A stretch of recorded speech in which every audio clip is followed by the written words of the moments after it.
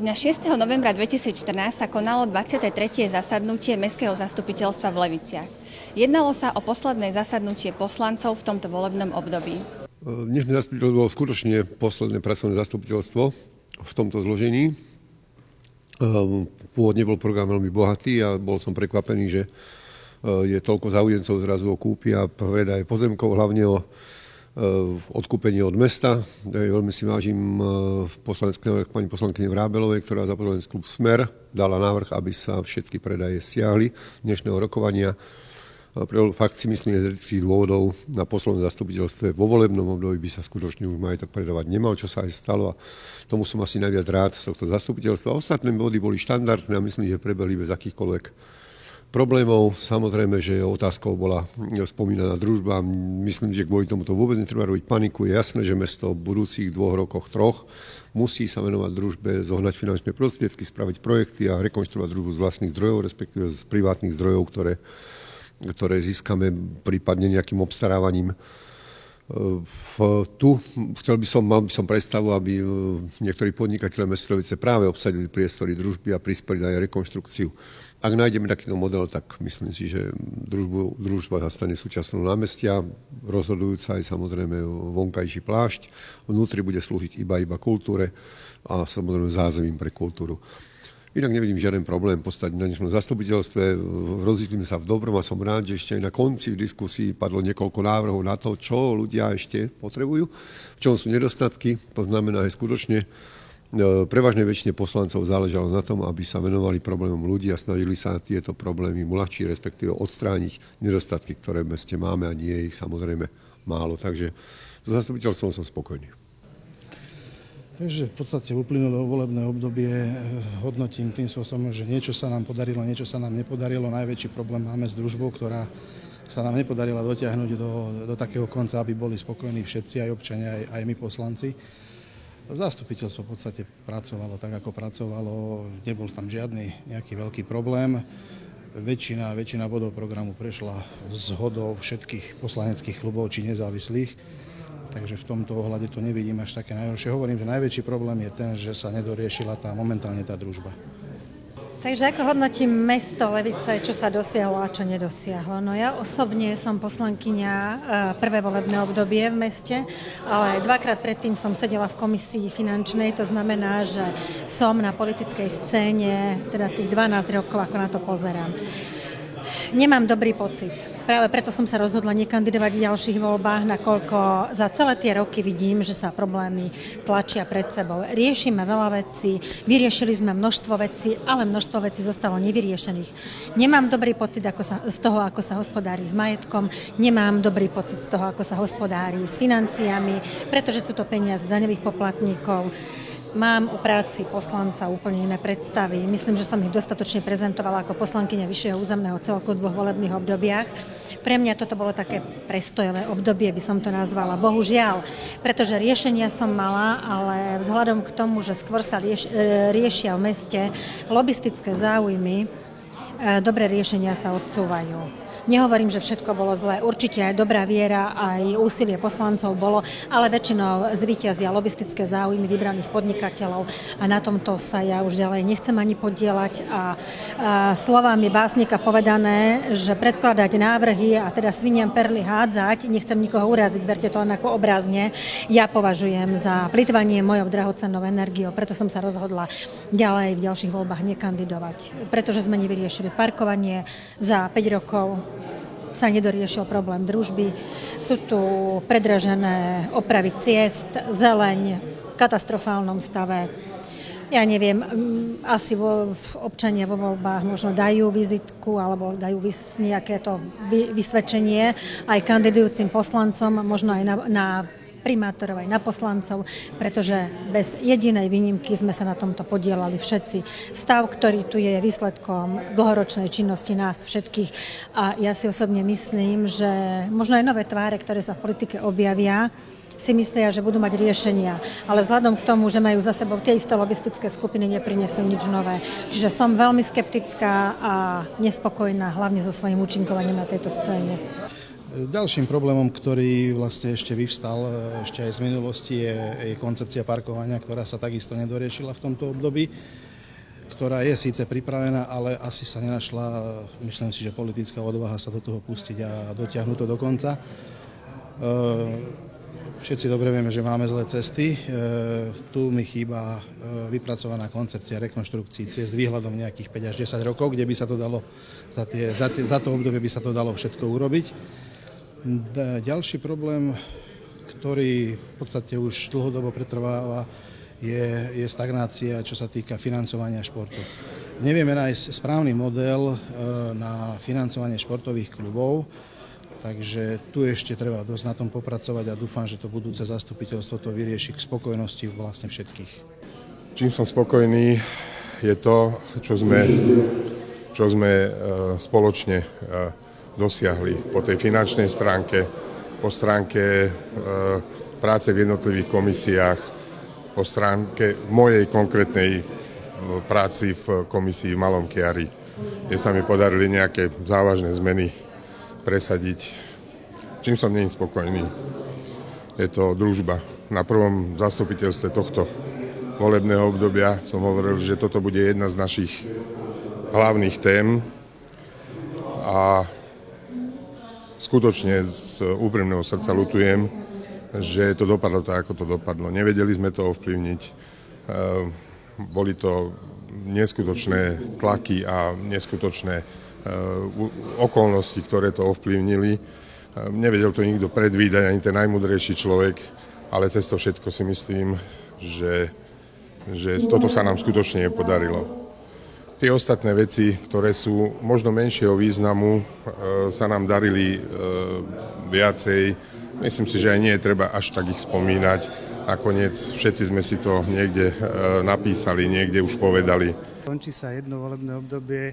Toto volebné obdobie pre mňa znamená jednu veľkú skúsenosť. Ja som do komunálnej politiky nastupoval bez akýchkoľvek skúseností. Po 4 rokoch môžem konštatovať, osobne mi to prinieslo veľké skúsenosti, určitý prehľad v oblasti komunálnej, za čo ďakujem tomu, že som mohol tu pôsobiť.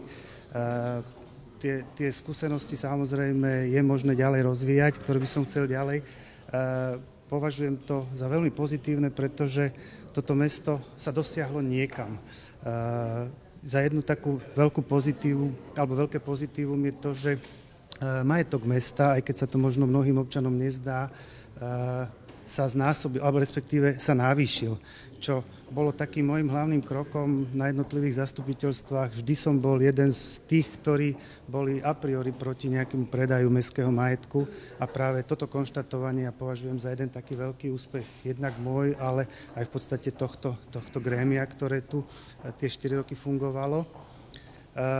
Myslím si, ďalší taký pozitívum bolo trošku také nejaké kreovanie, hlavne dostanie na nejakú ekonomickú úroveň, hlavne mestské organizácie. Myslím tým konkrétne kúpalisko Margita, Ilona, Levickú televíziu, Mestské kultúrne osvetové stredisko, ktoré, keď sme nastupovali pred 4 rokmi, v podstate všetky tieto inštitúcie tu boli stratové. Dnes po 4 rokoch môžeme konštatovať, že sa dostali z červených ekonomických čísel do plusových. Isté, dá sa stále niečo zlepšovať. Myslím si, že ale tá štartovacia čiara pre najbližšie zastupiteľstvo, pre ďalších nasledujúcich poslancov nie je tak zlá, jak si možno mnohí občania myslia, a práve preto prajem všetkým veľa úspechu a hlavne, aby z tejto pozícii, ktorá tu je, aby to mesto dotiahli k ešte lepšej situácii, aká je dnes. Čo sa týka tohto volebného obdobia, ja som to už napísal niekde. Svojím spôsobom toto volebné obdobie bolo obdobím takej určitej stagnácie. Určite sa podarili veci, ale veľa vecí sa aj nepodarilo. Z môjho hľadiska, čo sa mňa týka, ako lekár, ako predseda sociálnej a zdravotnej komisie, sa venujem skôr týmto veciam a samozrejme ako dlhoročný športovec aj tomu športu v Leviciach. ale čo sa týka tej sociálnej oblasti a zdravotnej oblasti, som veľmi rád, že sa prijal komunitný plán sociálneho rozvoja, čo je vlastne jeden strategický materiál, ktorým sa bude riadiť v podstate mesto ďalšie 4 roky. A čo sa týka aj tých športových vecí, tak som rád, že na konkrétne dnešnom zastupiteľstve sme dokázali novelizovať VZN 73, kde sme dokázali vsunúť v podstate aj podporu športových klubov dospelých, ktorá z dlhodobého hľadiska v tomto meste absentovala. Čiže vyčlenili sa aj prostriedky v rozpočte, takže z tohto hľadiska som veľmi rád. Samozrejme sú veci, ktoré sa nevydarili. Určite je to otázka družby, určite je to otázka parkovania v Leviciach, ale to sú veci, ktoré sú momentálne behom na dlhé trate a ja prajem ďalšiemu zastupiteľstvu, aby sa s tým dokázalo vysporiadať lepšie. Občan by hodnotil pozitívne to, že sa začalo niečo riešiť s družbou, ale vidíme, jak to v konečnom dôsledku skončilo. Čiže finále je také, že teda hodnotí to negatívne. Môže kladne hodnotiť to, že sa podarilo prerobiť námestie na oddychovú zónu. Určite by sme si vedeli predstaviť aj iné riešenia na prepojenie námestia s pešou zónou, ale je to také riešenie, aké je. Určite občan nebude spokojný oprávnene s parkovaním v meste, nebude spokojný s poriadkom v meste, bude žiadať a žiadal počas tých 4 rokov vždy, aby sa viacej robil ten poriadok, viacej upratovalo, viacej kosilo, ale samozrejme vždy je to dvojsečná zbraň, lebo na to, aby to bolo lepšie, musí byť aj viacej finančných prostriedkov, čo sa samozrejme je nutné, tým pádom by bolo nutné zvýšiť dania. To mesto voči svojim občanom nechcelo, aj keď žiaľ sa stalo, že sme museli troška poupravovať niektoré dane, ale v tomto poslednom roku volebnom sa pre budúci rok neupravovali žiadne dane. Čo sa občanovi páči? No možno to, že je viacej tých pracovných príležitostí v tom meste. Možno tak, jak som hovoril, tá úprava toho námestia. Možno ťažko sa vžiť, nie že ťažko sa vžiť, ale skôr by som povedal, že tí občania negatívnejšie pozerajú a kritickejšie, ani nie negatívnejšie, ale kritickejšie na činnosť toho mesta, sú kritickí na mnohé tie kroky. Dneska sme sa práve dozvedeli, s akými podielovými daňami môžeme rátať v nasledujúcom kalendárnom roku a tu sa nám otvárajú ďalšie možnosti. Čiže napriek tomu, že rozpočet bol schválený v tých rámcoch, v akých sme ho schválili, už teraz vieme, že budeme mať ďalšie finančné zdroje, ktoré môžeme použiť v prospech života v meste. Čo sa týka parkovania, áno, je to boľavý problém Levíc. Žiadal by si naozaj zásadné, veľké riešenia. Len tie obmedzenia nášho rozpočtu sú také, aké sú. Budujú sa, aj sa budovali v tomto volebnom období parkovacie plochy.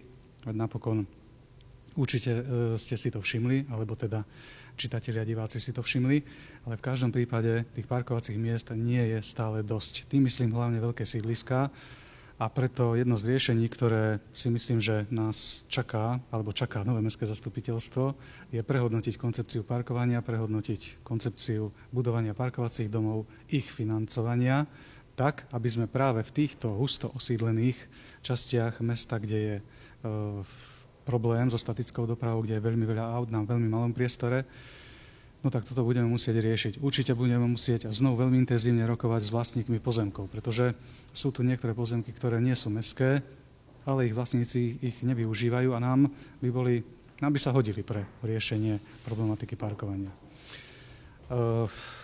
Nevyriešený problém družby. Toto jednoducho nevyšlo, tento projekt so súkromným investorom. Tu som zástancom toho, že treba vysporiadať všetky naše vzťahy tak, aby sa naše cesty definitívne rozišli, že tento projekt nevyšiel a ideme si vlastnou cestou. V každom prípade zastávam ten názor, že už žiadne ďalšie obchodné centrum v meste, my potrebujeme centrum kultúry a vo vlastníctve mesta. V návrhu rozpočtu mesta Levice na rok 2015 sa objavila kolónka finančné prostriedky pre podporu seniorského športu. Zároveň muselo dôjsť k zmene VZN číslo 73 v dotáciách, ku ktorej aj došlo. Umožnili sme čerpať určitú výšku finančných prostriedkov aj pre seniorské kluby. Samozrejme nie sú ešte peniaze rozdelené, nie sú podané žiadosti. Do 15. decembra seniorské kluby môžu tieto žiadosti podať s tým, že budem trvať na tom, aby tieto finančné prostriedky boli na seniorský šport prísne kontrolované, aby boli dané na účel dopravy, respektíve nákupu športových pomôcok. Myslím, že by bolo veľmi nevhodné, ak by sme z týchto peňazí sanovali finančné potreby hráčov. To by, myslím si, nebolo vôbec v poriadku.